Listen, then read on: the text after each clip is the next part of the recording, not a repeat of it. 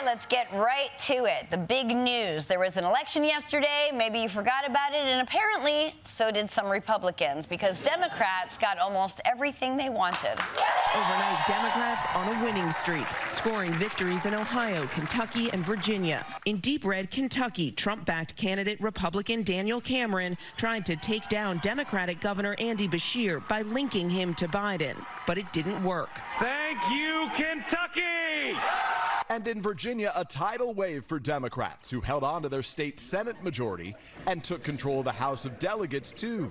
A dramatic rebuke of Republican Governor Glenn Youngkin. And in Philadelphia, history was made. Democrat Sherelle Parker becoming the first female mayor in the city of brotherly love. And now to the remarkable story of a man who was in prison for years for a crime he did not commit. Yusuf Salam, known as one of the exonerated five, has been elected to New York City Council after running unopposed. The beautiful thing about my story is that I was counted out. I was one of those who was pushed into the margins of life. And now we're here right now.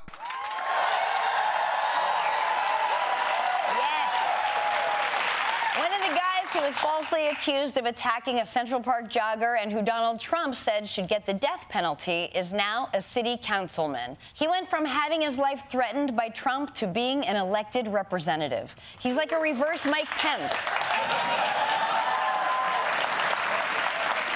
And to this man who has overcome so much and still has the selflessness and the strength of character to turn around and serve this city that falsely imprisoned him, I just want to say, when are you going to do something about the jackhammering? My taxes pay your salary, buddy. Fix the subways.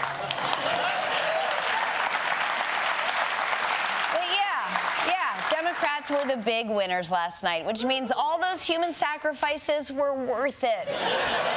Shout out to my fellow Illuminati members. Guys, we did it. Democrats are feeling real good. After the results rolled in, I got an email from Nancy Pelosi that wasn't even asking for money. It just said, "Sarah, I am so wet right now." Now, elections aren't only about changing which butts are taking up which seats in various fancy rooms. People also get to vote directly on issues that are important to them.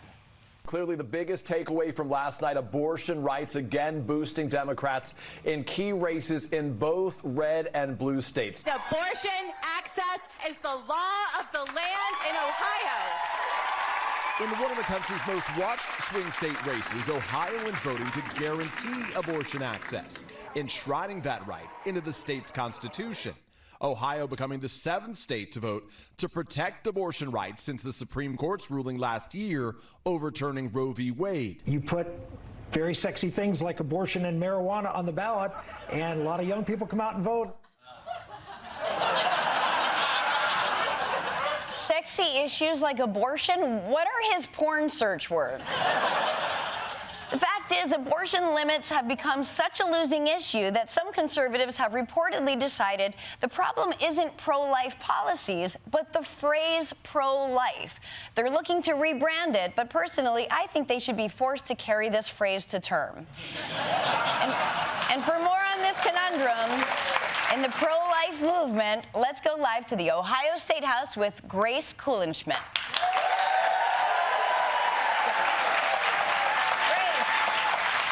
Hello, Grace. The pro-life movement has a real problem here. Even in red states, voters don't like being told what to do with their bodies. I don't know if it's as much of a body control thing as it is a branding problem.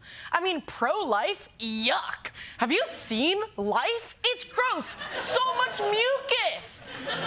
That's why it needs a fun new term that doesn't have all the baggage. Like, instead of pro-life, they could go with pro-parents or pro-girl power or pro-Zendaya.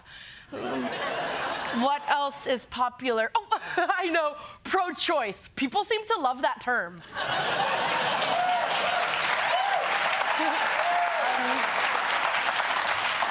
Grace, I think that one's already taken. That would like cause a lot of confusion, right? Yeah, it would. What a goof. That's why they're also considering slogans that are totally unrelated to abortion but will naturally appeal to women. Like, how about pro-shopping? You know how us ladies are, Sarah. That is such a cheap appeal. Women are not stupid. No, they're not. They're probably not. That's why the pro-life movement should consider brand sponsorships, like how sports teams do with stadiums. Maybe people will like the fetal heartbeat law if it's now the Smoothie King fetal heartbeat law. I do love smoothies. Still, voters don't like to be tricked. They deserve honesty. Yeah, great. Honesty, we're spitballing now. I love it. What if pro-lifers were just totally honest? Their slogans can be just straight up, your body, our choice. Or Handmaid's Tale, let's try it? Grace, none of that is going to work. People in this country don't want to ban abortion, period. No, it's about the branding. They just haven't figured out the right one yet. But I'm not worried. Republicans are the party of middle-aged white guys who wear socks during sex. They know how to appeal to women. Right. Grace Kuhlenschmidt, everybody.